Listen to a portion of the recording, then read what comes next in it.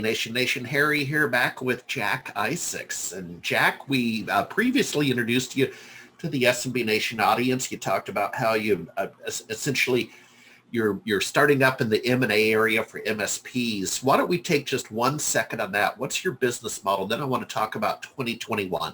Absolutely.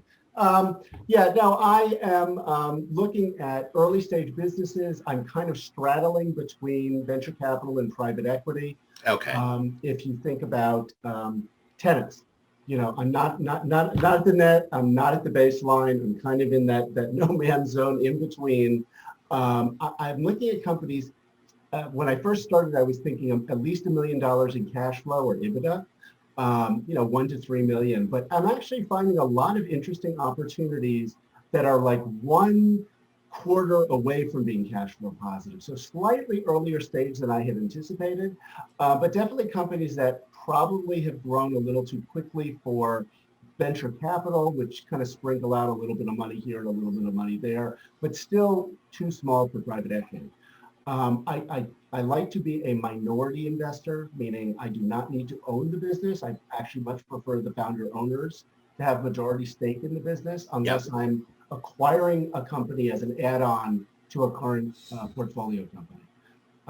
And I like working with management teams and helping them grow faster and work towards an exit in which we could all benefit. Yep. So let's talk 2021. I mean, there's sort of a mega trend. There's a couple mega trends going on. The pandemic has, changed business behaviors. There's what I always talk about, sort of the natural maturity of the MSP market.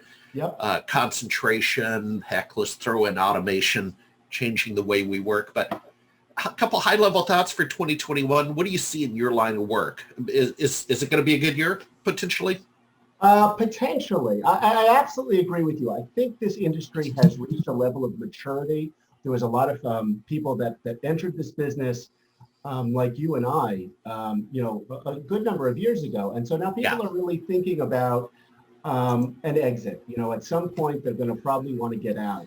I do think valuations are going to be challenging because of COVID and the impact. Some companies have done very well during COVID, but the question is that sustainable after COVID? But a lot of companies, they've kind of plateaued. Exactly. And the question is that an accurate assessment of the company's, value?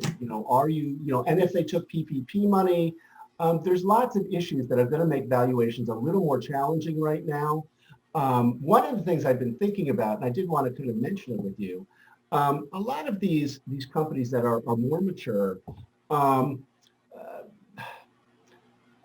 they're privately owned, and the founder owner runs a lot of personal expenses through the company because they're trying to reduce their taxes. That never happens. That never happens. And so what ends up happening is when an outside investor comes to evaluate them and make an investment in them, one of the most frequently used valuation tools, people typically use a multiple of EBITDA, or earnings before interest, taxes, depreciation, and amortization. Well, if you have an extra $1 million of personal expenses in your business, that reduces that EBITDA number, which means you're losing not only one time, you're often losing a multiple time. So if I'm going to give you 5 times EBITDA and you're $1 million less, you've just given up $5 million. So people need to take this time to start thinking about, how is a third party going to look at my business and evaluate my business? Should I start thinking about reconciling my financial statements before I get to the point where I have to start talking about valuation with the third party? So I actually think this is a good time for folks to kind of take some time to look at particularly their financials, but other things as well, as their customer concentration issues that are going to be a concern. Are there other issues that will have an impact if they're thinking about now maybe going to market with their company, maybe raise some money or sell their business? I do think people in our industry, there are a lot of folks that are going to be getting tired and are thinking, you know what, I'm tired of doing this. I'm tired of the fight. I want to think about an exit now. I'm not passing it on to my children and my children. Right, we're hearing that. Let's start thinking about moving forward. This provides you an opportunity, I think, a window to really take some time to evaluate the real value of your company. Yeah, you know, what I'm hearing, let's see if I can go to it.